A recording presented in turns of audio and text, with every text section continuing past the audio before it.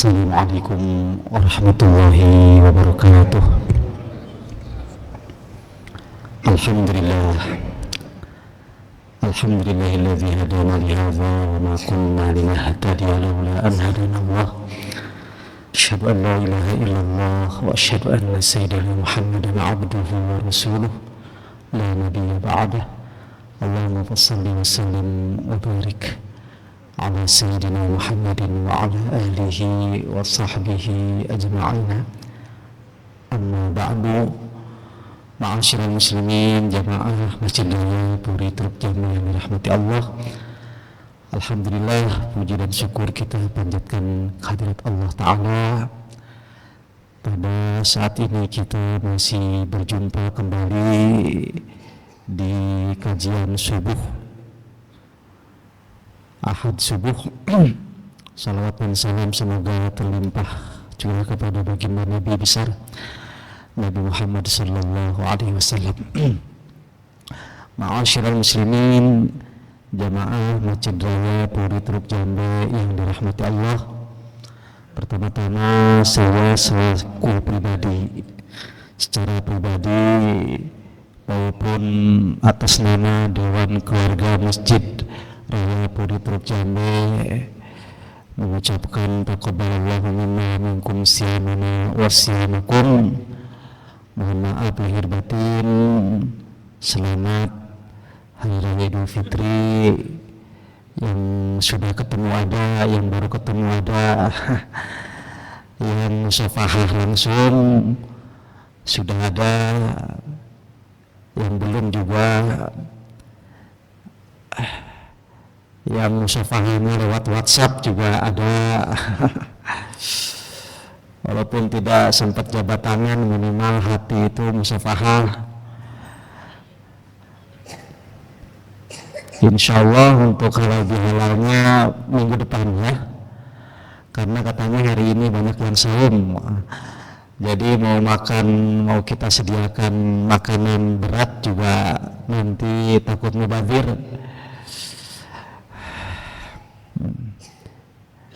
Banyak yang saum ayam mubid katanya, sehingga diusulkan diundur minggu depan. Ini halal bihalal dalam arti makan-makan, tapi halal bihalal dalam arti saling memaafkan. Sejak awal saya sampaikan pada hari ini, banyak sekali kekurangan, kekhilafan, dan terima kasih juga kepada jamaah yang sudah banyak mengingatkan walaupun belum terrealisasi dengan baik. Semoga ke depan lebih baik lagi. Amin ya Allah ya Rabbal alamin. Bagaimanapun kita di Masjid Raya ini seperti keluarga. Apa-apanya kita satu sama lain, walau berbeda atau bagaimanapun tetap keluarga. Jangan sampai kita menjadi renggang. Oleh karenanya di bulan Syawal ini kita sudah semestinya saling merelakan, saling menghalalkan gitu. Jadi itu makna halal bihalal. Jadi menghalalkan dengan sesuatu yang halal. Sekarang menghalalkan dulu. Yang halalnya soto babat apa soto ayam nanti minggu depan insyaallah. Insyaallah. Hadirin wal hadirat jamaah rahimakumullah. Pada kesempatan pagi ini saya akan melanjutkan dari kajian bulan lalu. Jadi masih di fiqhus siyam, fikih puasa. Fikih puasa akan dilanjutkan pada kesempatan ini. Kan puasanya sudah, Ramadannya sudah. Nah ini tahunnya puasa Ramadan saja. Puasa-puasa lagi nanti ketemunya tahun depan. Sehingga kalau membahas puasa malah berseluruh Ramadannya kan sudah. Puasa itu banyak. Puasa itu ada 10 macam. Dari 10 macam saum, tis'atun minha wajibah. Ada 9 puasa wajib. Puasa wajib bukan cuma puasa Ramadan.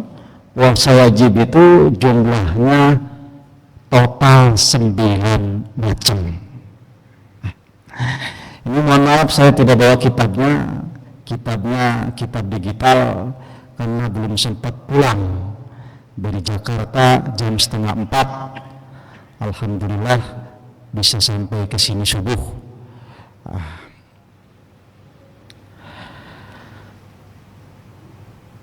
Tis'atun minha wajibah wa hiya shaum Ramadan. Yang pertama saum Ramadan, puasa Ramadan yang sudah kita lewati, alhamdulillah. Yang kedua wasiyamun nadhr. Wasiyamun nadhri, puasa nadhar. Puasa nadhar itu, ya Allah, lillahi atau nadhartu atau alayya an asuma yaumal ghad. Aku bernadar besok akan puasa. Karena nazar maka menjadi suatu kewajiban. Yang ketiga wa kafaratul yamin, puasa kifarat sumpah.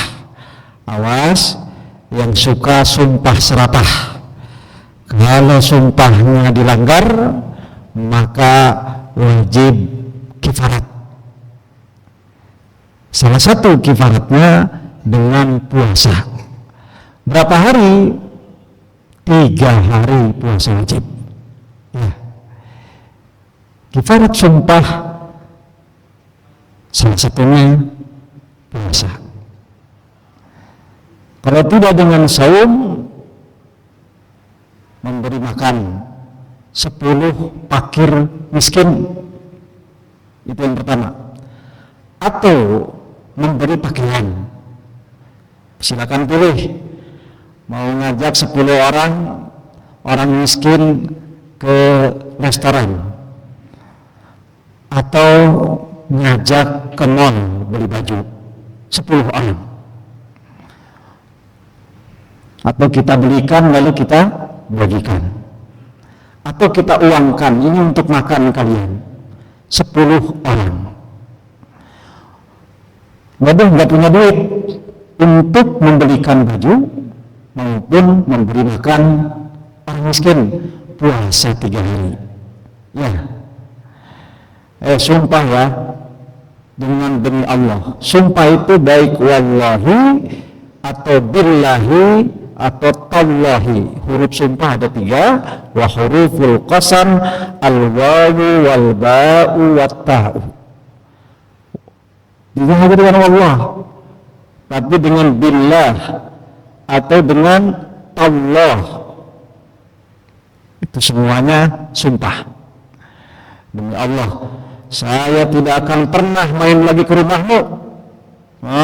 Karena ngambek. Lebaran dipikir-pikir kata Ustadz, memutuskan silaturahmi itu haram. Waduh, tapi udah sumpah demi Allah, gimana? Dalam hadis, apabila seseorang bersumpah lalu melihat jika sumpahnya dilanggar, itu lebih baik, maka langgarlah sumpah itu. Tapi ia wajib kafarat 3 hari puasa. Tapi sumpah terbagi 2. Ada sumpah lalab, sumpah hanya ucapan semata, tidak dengan hati. Sumpah-sumpah yang sifatnya bercanda, tidak dengan hati, bukan dari lubuk hati, maka tidak dianggap sumpah. Jika dilanggar tidak ada kafarat, Allah mengampuni. Tapi sumpah yang disebutkan, diikrarkan dengan serius, jika dilanggar konsekuensinya tadi, imma memberi makan 10 miskin, atau memberi pakaian mereka, atau puasa 3 hari. Itu dalam surah Al-Maidah. La yu'akhidhukumullahu billaghwi fi aymanikum walakin yu'akhidhukum bima 'aqadtumul ayman fakaffaratuhu it'amu 'ashrati fakaffaratuhu it'amu 'ashratin fakaffaratuhu it'amu 'ashrati masakin it'amu 'ashrati masakin min awsati ma tut'imuna ahlikum aw kiswatuhum faman lam yajid fasyamu 3 ayyam dzalika kaffaratu idza halaftum. Dzalika kaffaratu aymanikum idza halaftum. Surah Al-Maidah ditegaskan oleh Al-Quran. Jadi kifarat sumpah dengan saum 3 hari. Itu yang nomor berapa? Nomor 3. Jangan asal-asal sumpah. Ada saking kesannya nyumpahin, saya bunuh dia, saya habisin dia, pakai sumpah segala. Itu haram. Sumpah begitu haram dan wajib digugurkan.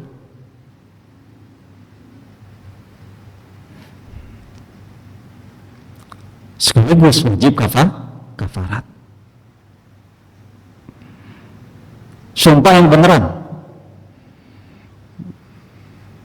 Kalau pedagang-pedagang suka sumpah itu, orang Arab, wallah biqais, wallah asli, oh demi Allah ini barang ori, berapa harganya? Ternyata harganya murah sekali, tapi dia bilang asli. Wallah manis, demi Allah manis, ini salak manis sekali, sumpah demi Allah. Disiramnya bukan dengan air kelapa. Wah, ada macam-macam. Itu sumpah-sumpah lalap itu. Sumpah-sumpah yang laghun istilah. Di surah Baqarah, la yu'akhidhukumullahu billaghwi fi aymanikum walakin yu'akhidhukum bima kasabat qulubukum wallahu ghafurun halim. Tidak ada konsekuensi kecuali, awas, apabila seseorang mengucapkan talak walaupun bercanda, wallah demi Allah ya saya menceraikanmu kepada istri, awas, wallah saya menceraikanmu, kemudian rujuk, yang tadi bohong, enggak bercanda, awas. Apakah sumpahnya perlu dikifarati atau tidak? Tadi bercanda, demi Allah ya saya menceraikanmu. Untuk hukum sumpahnya tidak wajib dikifarati ketika ia ingin kembali, tetapi talaknya jatuh, sehingga ia kalau mau rujuk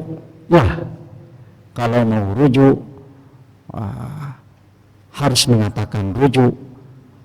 Kalau ia rujuknya malah setelah habis iddahnya, maka ia harus nikah kembali. Dalam arti talaknya tetap berlaku walaupun bercanda, tapi sumpahnya tidak perlu kafarat.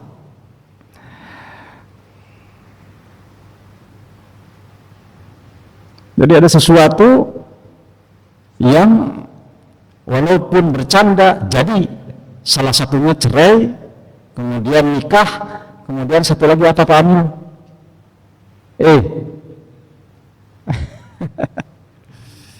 Ada 3. Sekali lagi, sumpahnya mainan. Ketika ia rujuk, tidak perlu kafarat, tapi talaknya jatuh. Jadi istilah saya menceraikanmu, ana utlikuki, tidak boleh main-main.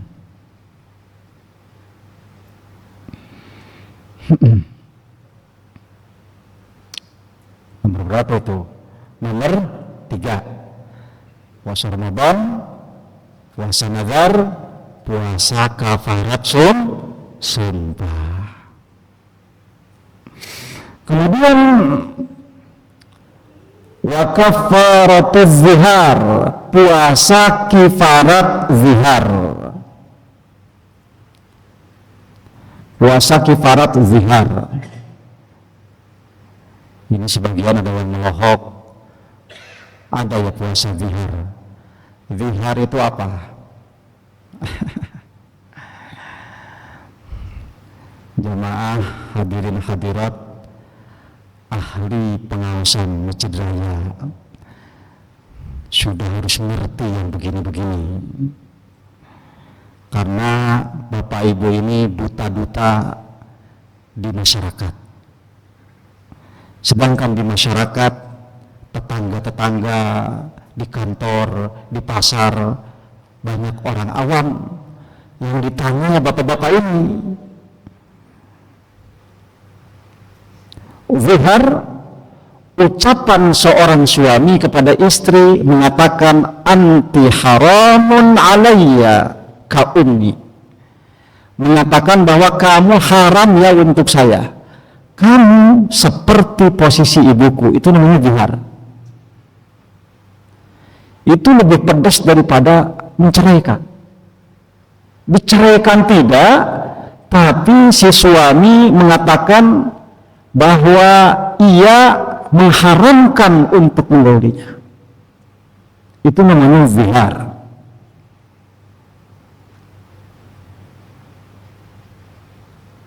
Anti haram. Bukan talak itu namanya. Kalau seorang mengatakan ke istrinya, kamu haram ya, sejak sekarang kamu haram ya buat saya, kamu seperti ibu saya pokoknya, dalam arti seumur-umur saya tidak akan menyentuh. Itu bukan talak, tapi zihar. Dulu pernah mengadu kepada Nabi Sallallahu Alaihi Wasallam. Ayat ini terdapat di surah Al-Mujadalah. Qad sami'a Allahu qawlan lati tujadiluka wa tashtaki fi zawjiha. Awas, itu namanya zihar. Kata Nabi nggak bisa balik lagi itu seumur-umur. Kalau orang seperti itu sudah mengatakan kamu haram ya, seperti ibu yang mengadu kepada Nabi, ya Rasulullah, ini khaulah,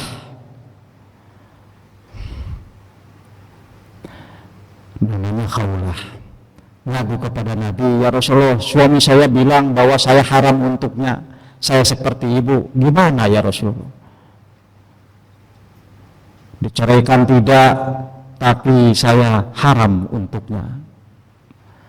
Kata Nabi, udah nggak bisa. Dulu-dulu juga seperti itu, hukum sebelumnya yang berlaku ya seperti itu. Kemudian wanita itu pulang berdoa. Ini awas, rintihan seorang wanita ketika tidak puas meminta pendapat Nabi Sallallahu Alaihi Wasallam. Ia sendirian berdoa kepada Allah, ya Allah, aku minta jawaban. Aku minta jawaban kepadamu ya Allah. Semoga engkau turunkan perintah kepada Rasulmu, suatu hukum yang meringankan bebanku. Jika memang ternyata demikian, sungguh memberatkanku.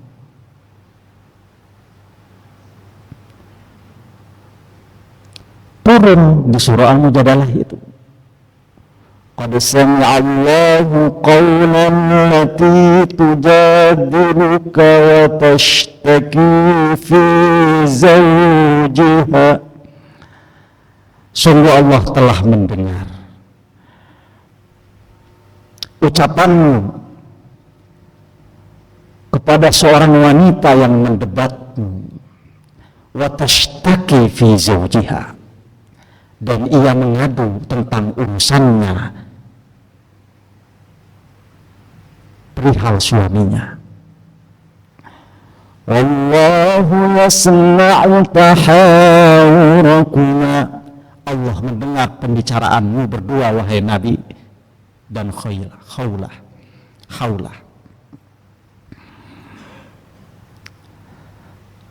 Panjang ayat itu. Sehingga pada akhirnya turunlah hukum di ayat berikutnya bahwa zihar bisa dikifarati. Hukumnya tidak seperti hukum masa lalu, di mana ketika suami menzihar istri selama-lamanya tidak bisa kembali. Turunlah ayat walladzina yuzahiruna min nisaihim summa ya'uduna lima qalu.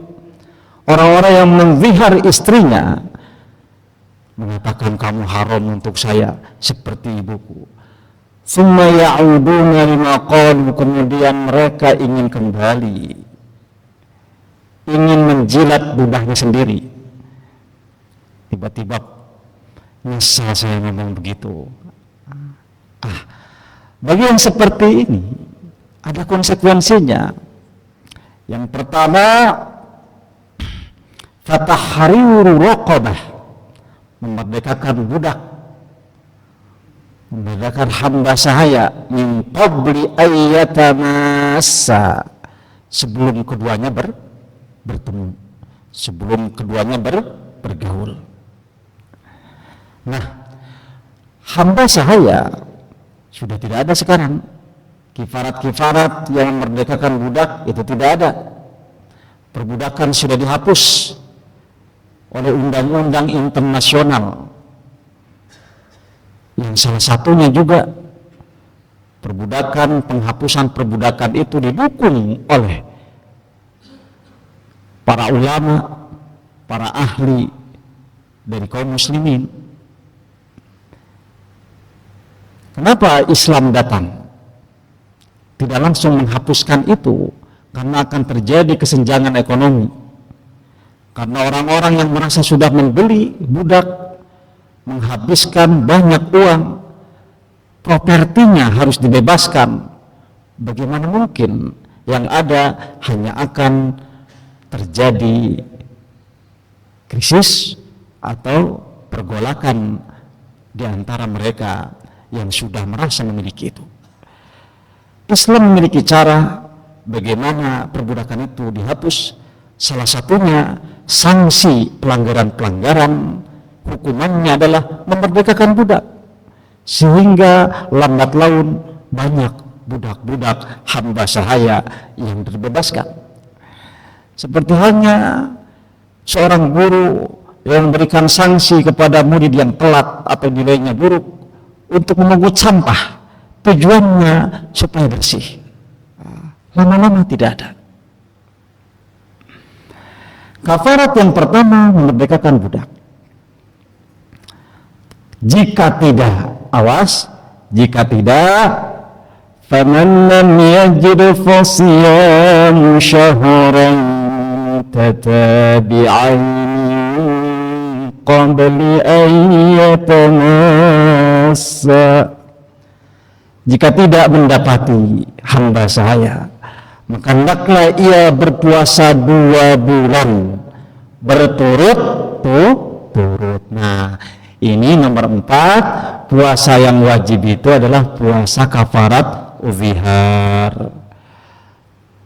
Puasa kafarat zihar ini mesti berturut-turut 2 bulan. Hati-hati bapak-bapak di sini, jangan sekali-kali menzihar istrinya. Jika ingin kembali, konsekuensinya puasa 2 bulan berturut-turut. Siapa yang kuat di sini puasa 2 bulan berturut-turut? Saya nggak kuat, pakai pidyah saja nggak bisa. Pidyah ini bukan puasa Ramadan, Pak. Puasa kafarat. Pilihannya merdekakan budak atau puasa 2 bulan berturut-turut. Titik. Dari ucapan apa? Dari ucapan 2 kalimat saja kepada istrinya, kamu haram untuk saya. Kamu seperti ibu saya, haram untuk saya. Bahaya. Ketika ingin kembali, maka berpuasa 2 bulan berturut-turut. Nah, ini nomor 4 apa? Puasa kafarat zihar. Jadi puasa wajib itu 9. Puasa Ramadan, puasa nazar, puasa kafarat sumpah tadi yang berapa? 3 hari. Kemudian puasa kafarat zihar 2 bulan berturut-turut. Ini yang keempat. Masih ada berapa? 5 lagi puasa wajib.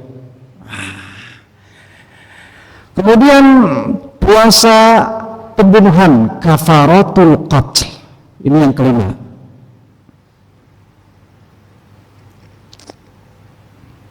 Puasa kafarat membunuh. Membunuh yang tak sengaja. Pembunuhan dalam Islam ada 3. Ada qatlul amdi, kemudian syibhul amdi, kemudian al-qatlul khata.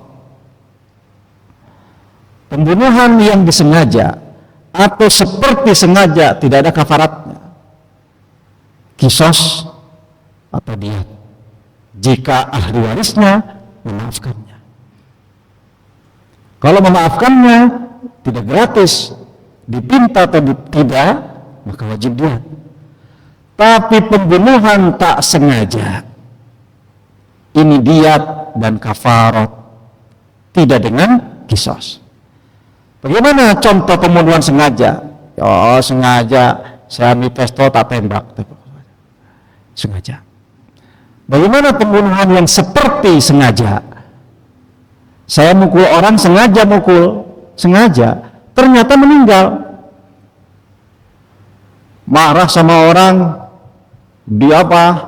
dipukul sama kita, sama sapu, mati.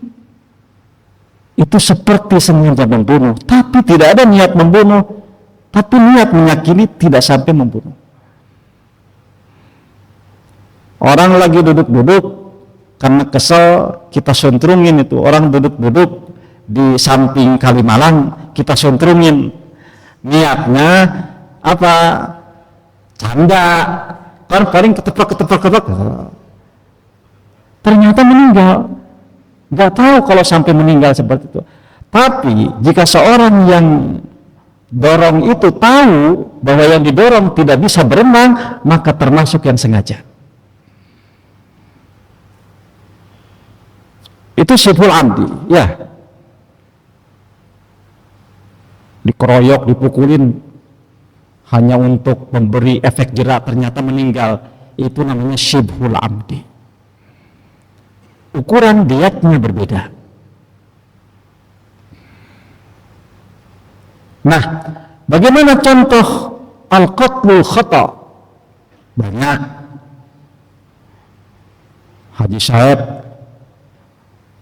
ke sana ke hutan, ngeburu rusa pakai panah atau pakai bedil. Ternyata malah pelurunya kena petani yang lagi ngarit.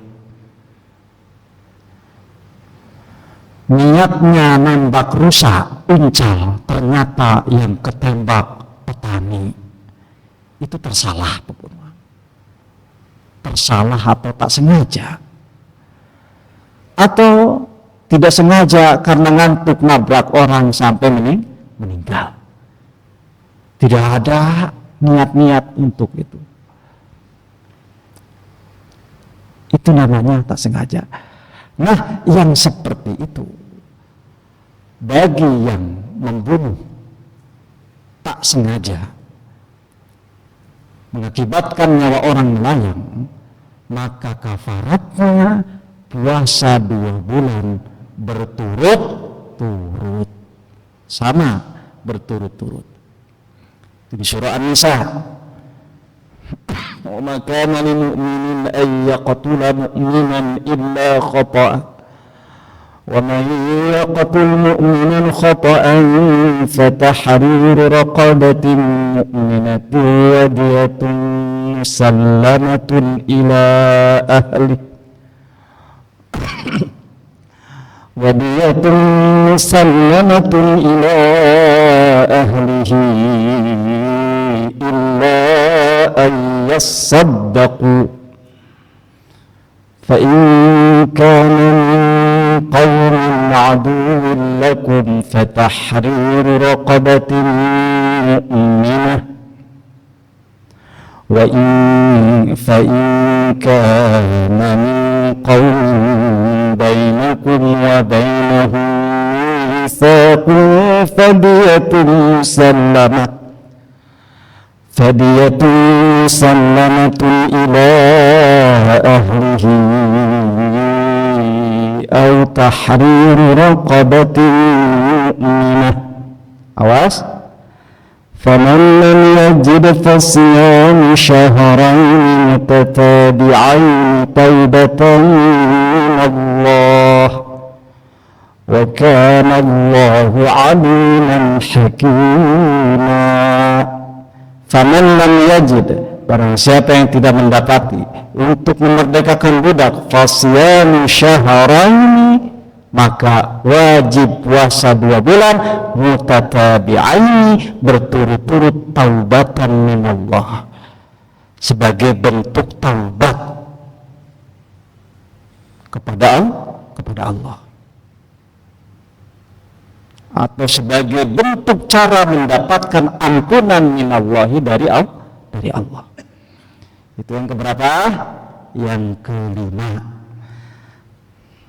Puasa kafarat membunuh tak sengaja. Masya Allah, di Indonesia ini kalau kita baca berita pembunuhan tiap hari, terutama wanita-wanita, ditemukan wanita muda terbunuh di kontrakan. Masya Allah, tanda kiamat, Pak. Tanda kiamat itu nyawa murah, dikit-dikit bunuh-bunuh, Masya Allah. Padahal pembunuhan yang tidak disengaja saja hukumannya kafarat. Ini kok bisa-bisanya orang merencanakan atau karena kesinggung membunuh dan sebagainya. Dulu, Pak, ketika Nabi ngobrol di Masjidil Haram bersama sahabat,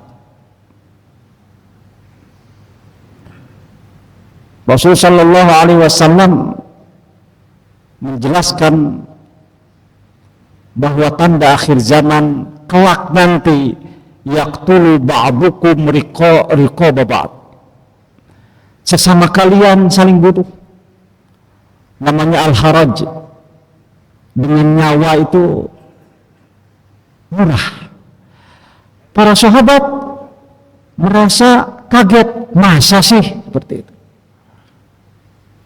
masa sih. Para sahabat kaget sekali.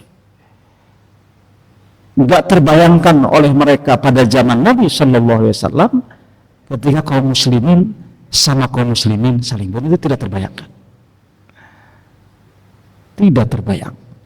Saking apa mahalnya nyawa itu.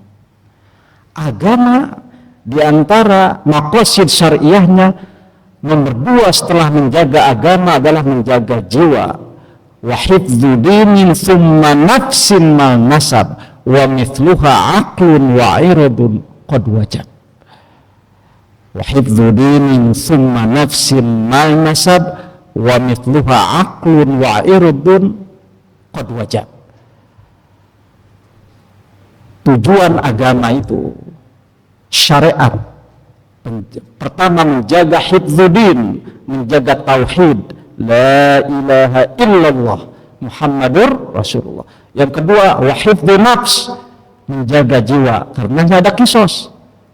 Yang ketiga wa hifdzu nasab, menjaga nasab, oleh karenanya ada rajam, ada jilid, hukuman untuk penzina. Kemudian wa hifdzu aqlin, wa hifdzu malin, menjaga harta, karenanya yang mencuri dipotong. Kemudian wa hifdzu aqlin, menjaga akal sehingga diharamkan khamr. Kemudian menjaga irdun, apa irdun? Harga diri, kehormatan. Karenanya dilarang namimah, ghibah dan sebagainya. Itu tujuan agama. Maqasid prinsip agama demikian. Hukum-hukum mengarah pada itu.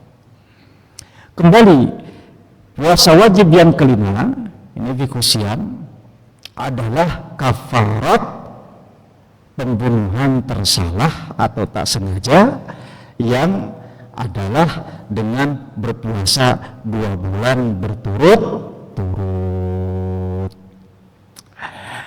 Wasaumu wasaumu tamattu, dan puasa tamattu, wasaumul ihsar, ini yang haji ini.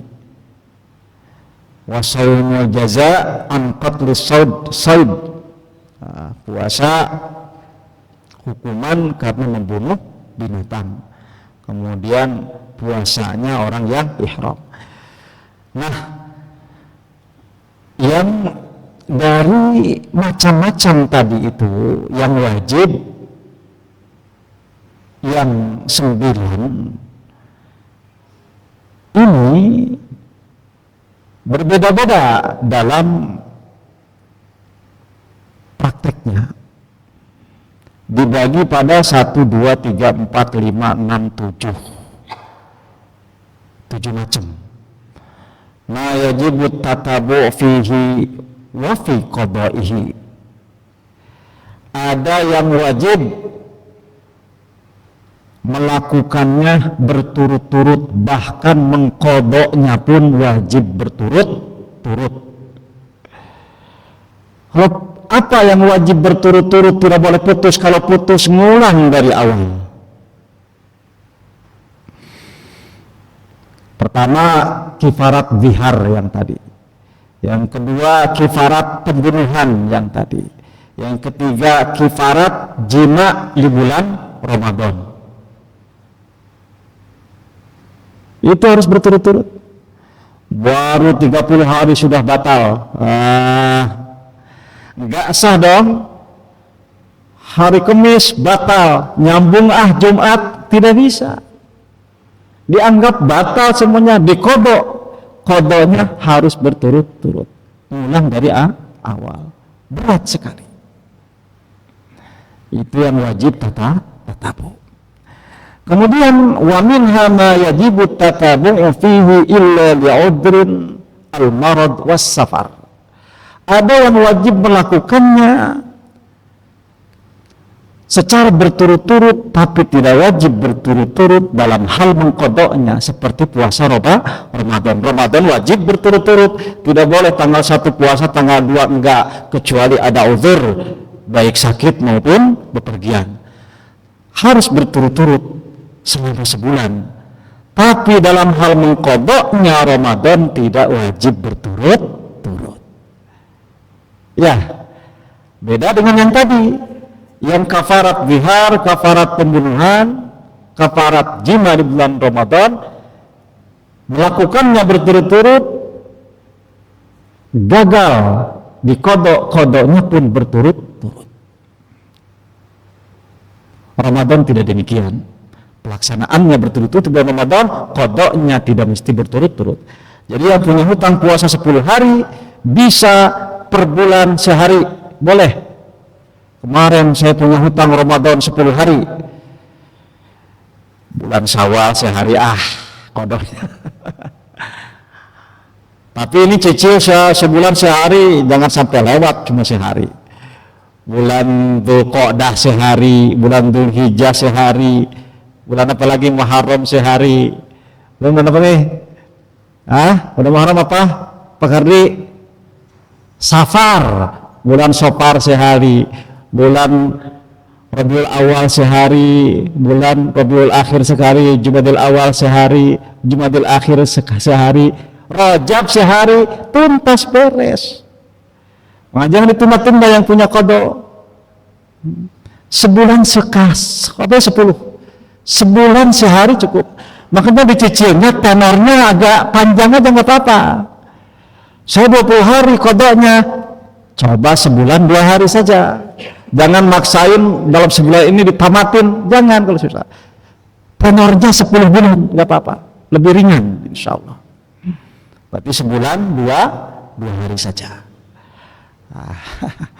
Ini menunjukkan apa? Bahwa kodok puasa Ramadan tidak wajib berturut-turut. Kemudian di antara yang wajib itu wa minha ma yajibu fihi tafriq. Ada puasa wajib yang malah tidak boleh berturut-turut, harus dipisah. Puasa apa coba? Ini tatar ucingan nih, tebak-tebakan. Wa minha, dan diantara puasa yang wajib itu ma yajibu fihi tafriqu, malah wajib dipisah, tidak boleh sekaligus. Yaitu puasa apa? Wa huwa shaumut tamattu' fil haji, puasa tamattu, haji tamattu. Yang umroh dulu kemudian haji. Ini mesti dipisah. Puasa 10 hari ini tidak boleh 10 hari dilakukan di haram, dan 10 hari atau 10 hari dilakukan semuanya sekaligus di tanah air, tapi dipisah. Faman tamatta'a bil umrati ilal hajj. Apa ayatnya Pak Haidar itu? Al-hajju ashhurun ma'lumat. Faman tamatta'a bil umrati ilal hajj famastaysara minal hadi. Faman lam yajid fasyamu 3 ayyamin fil hajji wa 7 idza raja'tum tilka 'asharatun kamilah. Barang siapa yang tidak mendapati haji untuk haji tamattu, tidak menggunakan haji, tidak menyembelih di sana, maka berpuasa fasyamu 3 ayyamin fil hajj, di tanah suci puasa 3 hari, kemudian setelah pulang ke tanah air puasa lagi 7 hari. Jumlahnya total tilka asyaratun kamilah, 10 hari. Itu puasa kafarat tamattu adalah puasa wajib yang tidak boleh berturut-turut, sempurna dilakukan 10 hari berturut-turut, tetapi mesti dipisah. 3 hari di tanah suci, 7 hari di tanah air.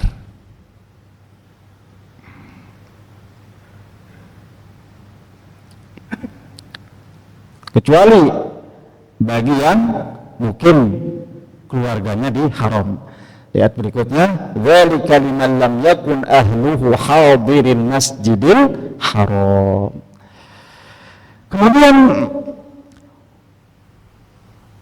Wa minha ma yustahabbu fihi tatabu' wa huwa qada'u Ramadan wa shaumu thalathati ayyami kafaratil yamin wa qila yajibu fihi tatabu'. Kemudian ada puasa wajib yang justru bagus, berturut-turut tidak terputus, yaitu puasa Ramadan. Puasa Ramadan bagusnya tidak dicicil sekaligus. Punya utang 10 hari, qada 10 harinya sekaligus, itu afdal walaupun tidak wajib. Kemudian puasa kifarat sumpah tadi yang 3 hari. Kalau Bapak nanya, apakah yang tadi itu puasa kafarat sumpah? Wajib berturut-turut, tidak mesti sekaligus 3 hari. Bisa Selasa puasa, kemudian Jumat puasa, kemudian Senin puasa.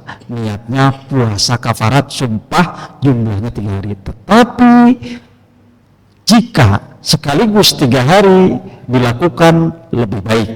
Ada juga pendapat yang mengatakan justru kafarat sumpah 3 hari itu juga wajib berturut-turut, tetapi mayoritas ulama tidak mewajibkan. Wa minhan nadhar wa huwa ala ma yushtaratu an-nadhir min tatabu' aw tafriq wa qada'i mithlih. Adapun puasa nazar tergantung nazarnya. Jika saya bernazar besok akan puasa 3 hari berturut-turut, maka wajib berturut-turut. Jika yang nazarnya itu besok saya karena hari apalah gitu, hari ulang tahun lah, hari apa, intinya bentuk syukur kepada Allah. Saya puasa 3 hari, bilangnya 3 hari saja, tidak pakai berturut-turut, maka ia wajib melakukan 3 hari puasa nazar tanpa harus berturut-turut. Terakhir, wa minha ma 'ada dzalik fala yumaru fihi bitatabu'in wala tafriq. Yang terakhir, puasa selain itu, selain yang disebutkan tadi, maka selain yang disebutkan tadi tidak ada kewajiban untuk dipisah maupun berturut-turut, yaitu puasa tatawwu'. Puasa tatawwu ini banyak. Ada puasa Daud, sehari puasa, sehari buka, puasa lagi, buka lagi, puasa lagi, buka lagi. Zigzag. Senin puasa, Selasa tidak, Rabu puasa, Kamis tidak, Jumat puasa, Sabtu tidak, terus seperti itu. Itu sebaik-baik saum. Afdalus saum saumu akhi Dawud. Yuftiru yauman, yasumu yauman wa yuftiru yauman. Kemudian puasa 6 hari bulan Syawal, itu pun tidak mesti berturut-turut. Kemudian puasa Arafah, itu jelas. Ini tidak ada kaitan berturut-turut itu 1 hari. Puasa Asyura juga sama. Puasa sehari dan sesudahnya di puasa Asyura.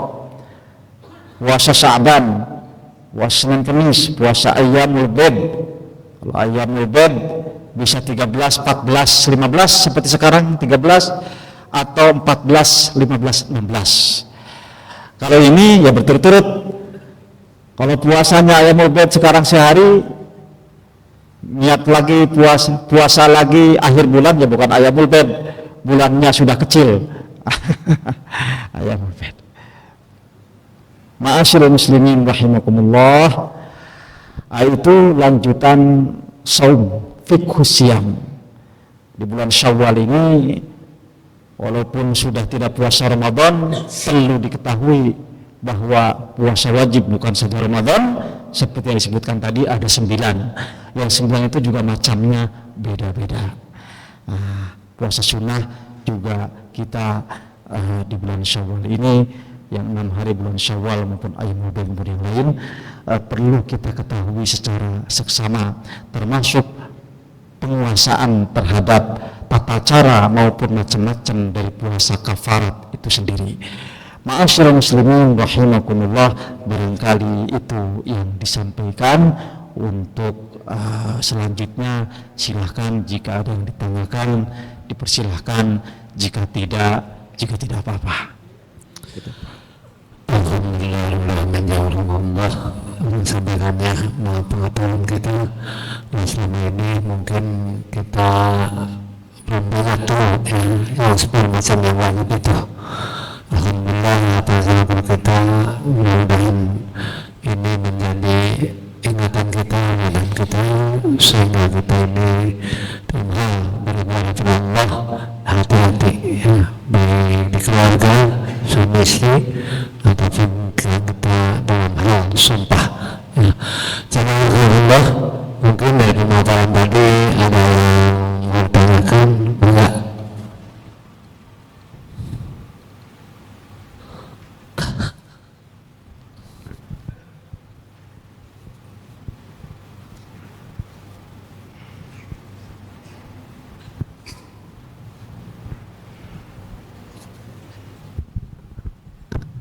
Bismillahirrahmanirrahim. Assalamualaikum warahmatullahi wabarakatuh. Waalaikumsalam. Ustadz, saya ada dua pertanyaan. Yang pertama, seandainya ya puasa kafarat wajib 3 hari itu harus kita lakukan, tetapi mungkin sumpah itu kita tidak tahu pada saat itu, atau mungkin kita berapa kali kita sudah melakukan itu kita nggak tahu juga istilahnya ya. Apakah kewajiban puasa itu harus bisa kita qada atau kita lakukan kapan dan berapa hari karena ketidaktahuan kita? Itu yang pertama. Yang kedua, mengenai kewajiban puasa 2 bulan berturut-turut atau memerdekakan budak. Itu kan perbudakan memang tidak ada, tetapi ada amalan-amalan zikir pagi, zikir sore yang kalau kita membaca 10 kali bisa memerdekakan satu pahalanya ya, satu budak, atau kalau 100 kali baca 10. Apakah itu termasuk hal yang bisa menggugurkan puasa 2 bulan berturut itu amalannya? Terima kasih. Assalamualaikum warahmatullahi wabarakatuh. Waalaikumsalam.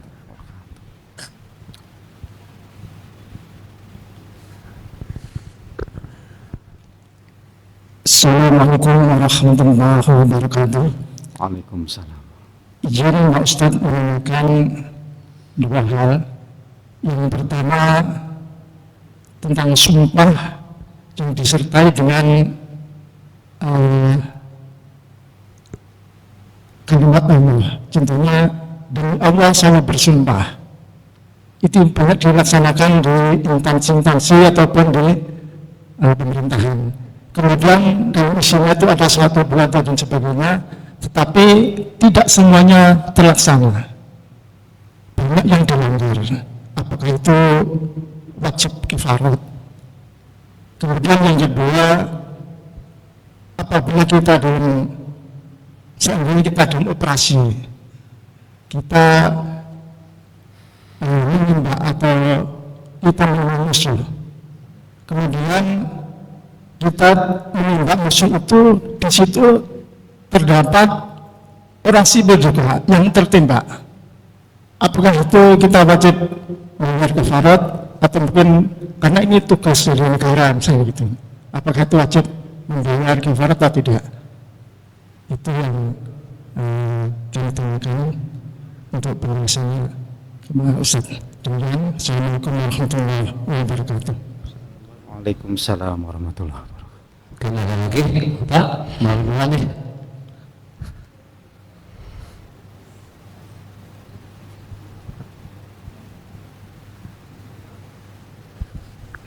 Assalamualaikum warahmatullahi wabarakatuh. Izin bertanya Pak Ustaz, terkait dengan kebiasaan yang sangat mengerikan di daerah, katakan langsung saya daerah Madura, yang biasa terjadi carok. Nah, itu kan saling membunuh.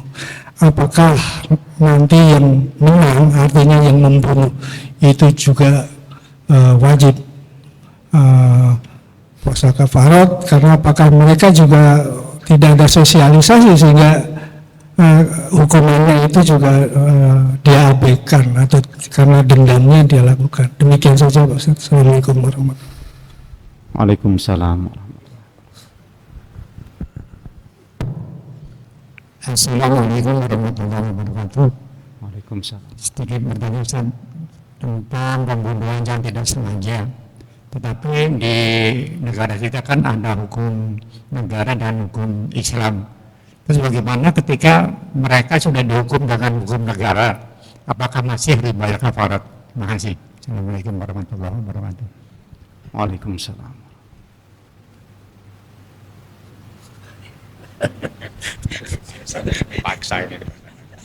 Assalamualaikum warahmatullahi wabarakatuh. Waalaikumsalam. La yu'akhiduhum bil-lagwi wal iman wala yu'akhiduhum bil nafsir. Itu berdiri, ayat itu berdiri antara wakaf dan wakaf. Nah, itu aplikasinya apa? Dia bisa bebas berdiri sendiri, artinya kalau dihubungkan dengan kafarat tadi, karena ini yang di depannya kan itu mengenai perceraian gitu ya. Itu. Yang kedua, ada suatu ayat, ya ayyuhalladzina amanu kutiba alaikumul qisasu fil qatla al-hurru bil hurri wal ngabdu bil ngabdi. Ini apa? Ada hubungannya dengan kifarat, karena sudah al-hurri bil hurri wal ngabdu bil ngabdi. Terima kasih. Assalamualaikum warahmatullahi wabarakatuh. Waalaikumsalam. Mungkin dari ibu ada, Bu? Ibu, ada yang tanyakan? Di sebelah kiri saya ada yang lupa?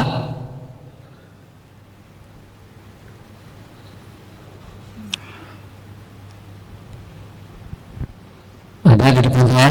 Ada yang tanyakan?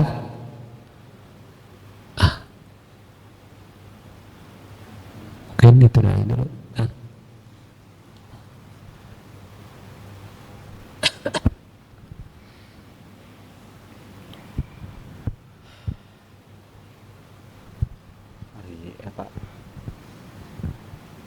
Kita mau kayak cerita kita nanti pertama teh. Kamu atas ya. Nah. Ibu-ibu tanya.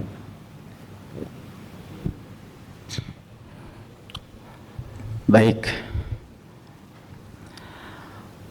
Yang pertama, ini mengenai yang amalan dulu aja ya. Apakah amalan-amalan yang walaupun fadilahnya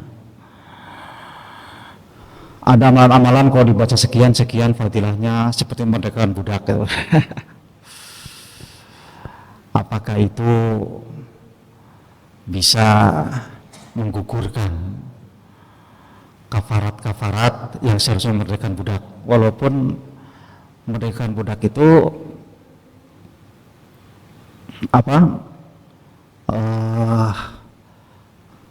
sudah tidak ada sekarang. Jadi saya mengambil memerdekakan budak aja kafaratnya,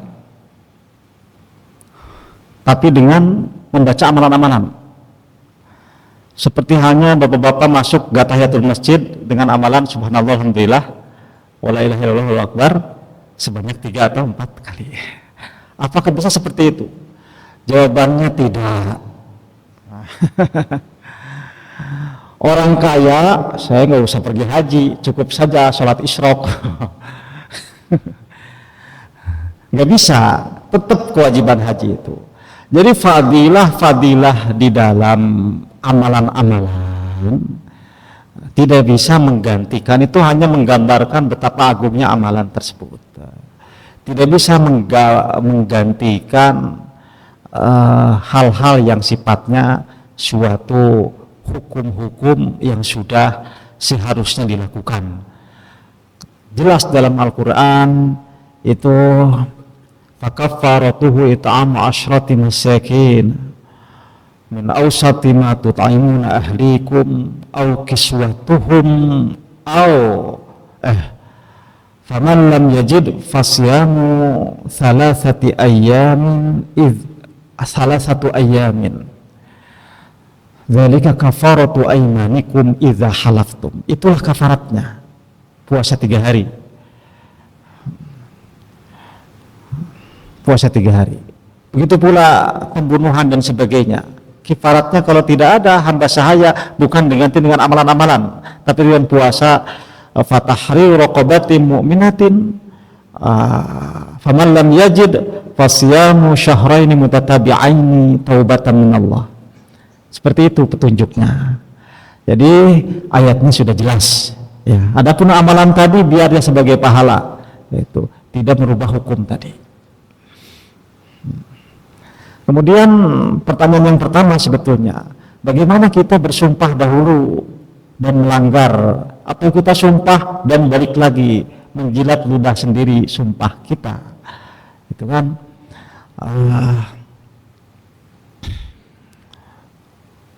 Pertama, jika kita ada ingat, wah dulu pernah, walaupun tidak ingat berapa-berapanya, adalah yang kita ingat, dulu saya pernah bersumpah tidak akan begini, dengan serius kemudian saya menggugurkan sumpah itu. Setelah tahu ternyata ada kafaratnya, maka wajib kafaratnya diqadha. Ya, kafarat, qadha kafarat.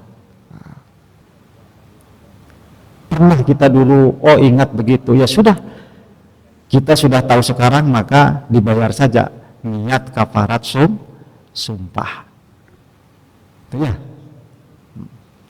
Kemudian pertanyaan yang ketiga, bagaimana dengan sumpah-sumpah yang mengatakan demi Allah saya akan seperti para pejabat, kemudian tidak tercapai sesuai yang sumpahnya? Beda ya, melanggar sumpah dengan tidak tercapainya niat atau rencana. Kalau tidak tercapai setelah berupaya, itu tidak masalah, imma keterbatasan fasilitas maupun dirinya sakit dan sebagainya. Tapi jika ia melanggar sumpahnya, gitu, seperti menjaga poin-poin ini lalu ia melakukan pelanggaran terhadap sumpahnya, secara di instansinya sendiri misalkan dicopot gitu karena pelanggaran etik dan sebagainya, maka itu namanya melanggar sumpah. Nah, yang demikian wajib kafarat sumpah. Jika melanggar, bukan tercapai, bukan tidak tercapai ya. Beda tidak tercapai dengan melanggar. Saya bersumpah tidak akan begini, kemudian melakukan hal yang itu, maka itu melanggar, harus ada kafarat sumpah. Saya akan setia sampai mati membela ini dan itu, ternyata tengah jalan dicopot karena pelanggaran, ia menggugurkan sumpahnya itu, maka sebagai muslim yang baik, yang taat pada aturan, maka hendaklah ia berpuasa 3 hari kafarat sumpah. Kemudian pertanyaan yang keempat, pembunuhan yang tak sengaja. Iya, pembunuhan yang tak sengaja tadi, membunuh musuh ternyata terkena sipil. Nah itu termasuk yang tak sengaja. Sama seperti tadi mau membunuh rusa atau kelinci ternyata kena orang yang lagi jalan, itu termasuk yang tadi itu. Bayar diat, kemudian puasa 2 bulan berturut-turut. Ya, termasuk yang tidak sengaja. Memang secara hukum kita tidak ada itu aturan, tapi sebagai muslim yang baik mesti melakukan untuk kafarat ya, bukan hukum yang sifatnya jinayah. Tapi untuk kafarat itu privasi kita dengan Allah Subhanahu wa taala. Nah, untuk sifatnya kafarat baik dengan memberi makan 10 fakir maupun dengan tadi itu memberi 10 pakaian, ya tidak ada yang menyuruh, tapi Al-Qur'an menyuruh itu.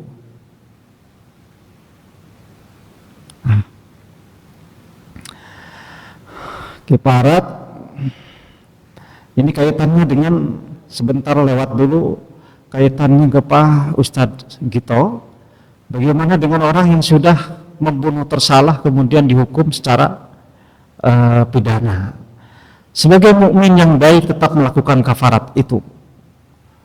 Melakukan apa itu? Sebagai mukmin yang baik.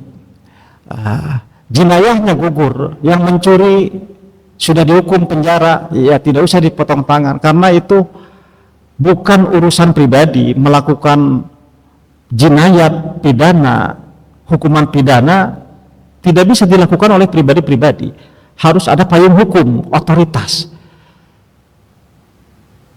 Jadi orang yang mencuri, orang yang membunuh tidak bisa kita bunuh dengan alasan hukumannya dibunuh. Secara pribadi tidak bisa.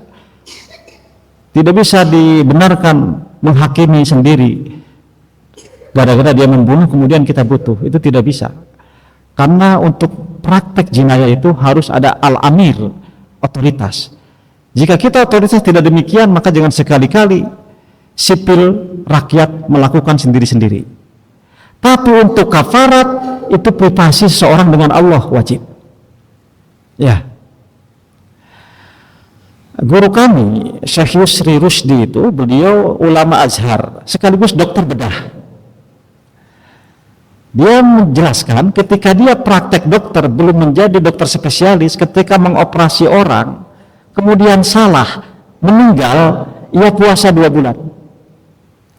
Tanpa ada yang menyuruh, tapi pertimbangannya, kenapa? Karena bisa jadi itu kesalahan saya di masa praktek.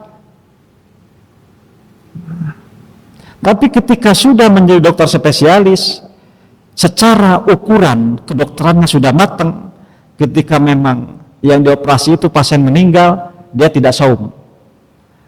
Karena punya keyakinan pada keahliannya itu, tidak ada yang salah. Tapi di saat masa-masa praktek, apa namanya kalau dokter itu, magang-magang itu apa? Istilahnya kan ada. Itu beliau kalau mengoperasi orang kemudian meninggal, puasa 2 bulan. Walaupun tidak ada tuntutan, tapi kesadaran sendiri, karena bisa jadi kemungkinan itu kesalahan saya, karena belum matang dalam kedokteran. Sehingga beliau cerita, ditanya oleh mertuanya padahal pengantin baru, kenapa kamu kok puasa terus Yusri, kata orang.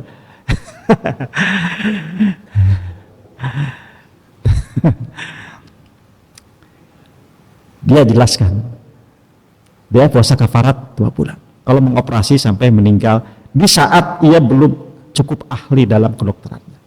Sekarang sudah menjadi dokter bedah skala internasional. Jadi kifarat-kifarat baik dengan membayar, memberi makan maupun puasa itu privasinya dengan Allah Subhanahu wa taala. Tapi untuk hukuman-hukuman yang sifatnya pidana itu tidak bisa oleh pribadi-pribadi karena harus dipertanggungjawabkan secara hukum. Kemudian masalah carok, Madura. Di sini ada orang Madura. Ini bukan kata saya ya, tapi kata ulama Jawa Timur. Saya mendengar sendiri Kiai Haji Abdullah Kafabihi Mahrus dari Lirboyo mengingatkan alumninya yang di Madura. Orang Madura, kata Kiai Mahrus, ini bukan kata saya. Jadi orang Madura di sini jangan marah sama saya. Orang Madura ahli sedekah, cinta ulama, cinta habaib, ahli sedekah. Orang Madura itu luar biasa Islamnya. Tapi sayang ya, sayang Anda punya budaya yang tidak baik. Harus disosialisasikan oleh alumni-alumni kepada orang Madura bahwa al-qatil wal maqtul finnar. Yang dibunuh dan yang membunuh juga masuk neraka dalam hadis. Kenapa? Kok yang dibunuh masuk neraka? Karena yang dibunuh itu juga tadinya mau membunuh.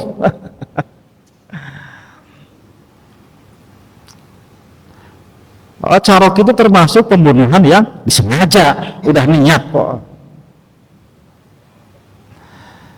Ini kata Kiai Haji Kafabihi Mahrus, putra Kiai Mahrus Ali Ridhoyo. Tolong sosialisasikan itu. Memang kebaikannya banyak, cinta ulama, ahli sodakoh, masya Allah. Tapi satu kelemahan, ini perlu disosialisasikan. Harus takut terhadap ancaman Allah, sebagaimana dalam hadis tadi. Kalau tidak, masih tidak terima, ya takabur, ego itu. Harusnya takut. Harga diri sih harga diri, tapi nyawa itu urutannya di atas daripada ilmu atau harga diri. Ya, ada hadis al-qatil wal maqtul finnar, yang dibunuh dan yang dibunuh di neraka. Ya Rasulullah, kok bisa yang dibunuh juga ke neraka? Karena yang terbunuh itu kalah saja mainnya, niatnya ingin membunuh juga. Banyak hadis tentang itu. Laisa minna man mata ala asobiyah. Bukan bagian dari kami orang yang mati karena asobiyah. Asobiyah itu apa? Fanatik, membela kubu kelompok tertentu, bukan jihad karena Allah tanpa hak. Gak enak saya, Persib dihina, serang bonek, bonek juga sama, saling serang seperti bola, itu asobiyah. Laisa minna man mata ala asobiyah. Bukan dari golongan kami, kata Nabi, orang yang mati karena kekubuan, fanatik kelompok, gara-gara bela partai sampai mati, apalagi klub bola sampai mati. Apa yang dibela? Emang pemainnya bisa ngasih syafaat? Apa yang dibela? Biasa saja, nggak usah sampai berdarah-darah. Baik, pertanyaan yang terakhir, hubungannya ayat ini, ayat sumpah. La yu'akhidhukumullahu billaghwi fi aymanikum walakin yu'akhidhukum bima kasabat qulubukum wallahu ghafurun halim. Fa in fa'u fa innallaha ghafurur rahim.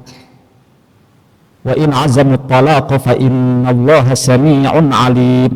Ya emang urutannya langsung ke ayat tolak ya. Itu yang tadi seperti yang dijelaskan, bahwa seseorang kalau bersumpah, sumpahnya main-main, kemudian ia tidak serius, tidak dengan hati, maka tidak ada konsekuensi untuknya. Wallahu ghafurun halim. Allah Maha Pengampun. Jika orang mengila istrinya, lilladzina yu'luna min nisa'ihim tarabbusu arba'ati ashhurin fa in fa'u fa innallaha ghafurur rahim. Jika dia akan kembali, maka Allah Maha Pengampun. Nah, ini para ulama beda pendapat. Jika orang bersumpah kemudian rujuk, ya, jika sumpahnya serius saja, maka tidak perlu kafarat, langsung rujuk. Fa innallaha ghafurur rahim. Tapi itu pendapat minoritas. Pendapat mayoritas diantaranya Syafi'iyah seperti yang dijelaskan tadi. Jangankan sumpahnya serius, sumpahnya bercanda saja, ucapan talaknya jatuh. Tapi sumpahnya tidak mesti kafarat. Jika bercanda, demi Allah saya ceraikan kamu. Canda, bohong gitu kan. Jadi loh, walaupun diakhirin, tapi bohong, jadi. Bercanda itu. 3 yang bercandanya jadi hukum nikah, talak, rujuk.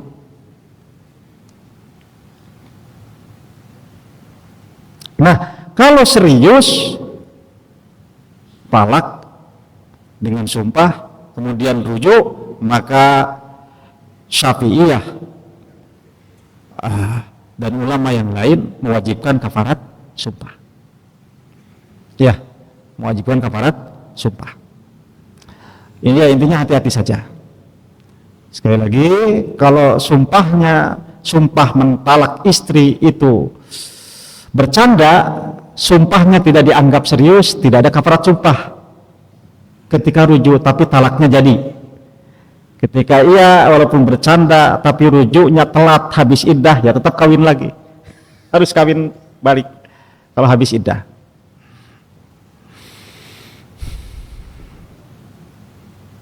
Oh, sumpahnya serius, balik lagi sumpahnya kafarati. Kemudian hubungan ayat kisos. Ya ayyuhalladzina amanu kutiba alaikumul qisasu fil qatla al-hurru bil hurri wal 'abdu bil 'abdi wal untha bil untha faman 'ufiya lahu min akhihi syai'un fattiba'un bil ma'ruf wa ada'un ilaihi bi ihsan dzalika takhfifun mir rabbikum wa rahmah faman i'tada ba'da dzalika faulaika falahu 'adzabun alim. Faman i'tada ba'da dzalika falahu 'adzabun alim. Memang dibaca kepadamu kisos. Nah, bagaimana hubungannya dengan kafarat tadi? Nah, ini kisos untuk pembunuhan yang sengaja. Untuk pembunuhan yang sengaja. Untuk yang syibhul amdi pun diat. Untuk yang khata itu kifarat dan diat. Ya. Jadi ayat tadi itu untuk yang sengaja. Makanya disempurnakan, maksudnya dirinci, itu masih umum kisosnya. Dirinci hukumnya di surah An-Nisa. Wa ma kana lil mu'minin ay yaqtula mu'minan illa khata'a. Nah, setelah ayat itu dijelaskan kafaratnya begitu-begitu, ayat selanjutnya ini hubungan dengan pembunuhan berencana atau sengaja. Wa may yaqtul mu'minan wa man qatala mu'minan wa man yaqtul wa man qatala mu'minan muta'ammidan fajaza'uhu jahannam khalidan fiha wa lahu 'adzabun 'adzim. Wa man qatala mu'minan, barang siapa yang membunuh seorang mukmin muta'ammidan, sengaja deh, fajaza'uhu, maka balasannya jahannamu, neraka jahanam, khalidan fiha, Masya Allah, kekal neraka. Para ulama mentafsirkan kekekalan itu jika menganggap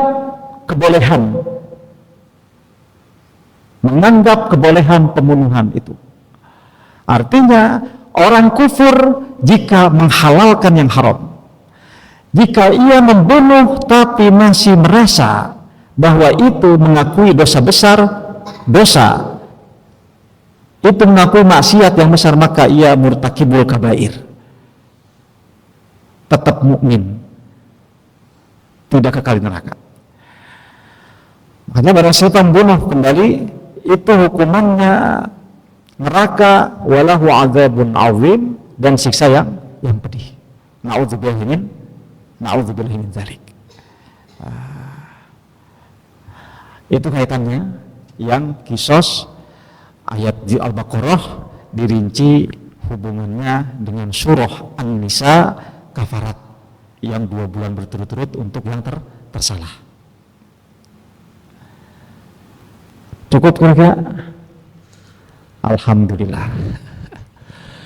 Demikianlah kajian kita pada pagi ini. Mudah-mudahan apa yang kita ilmu kita menambah pengetahuan kita dan juga menambah kegiatan kita, dan kita beribadah kepada Allah Subhanahu wa Ta'ala dengan sudah dengan segala macam apa yang tadi sampaikan guru kita, sehingga kita akan selamat hidup kita di dunia dan akhirah. Alhamdulillah, demikianlah kajian pada pagi ini. Mari sama-sama kita akhiri dengan sama-sama kita melaksanakan majlis. Subhanakallahumma wa bihamdika, asyhadu an la ilaha illa anta, astaghfiruka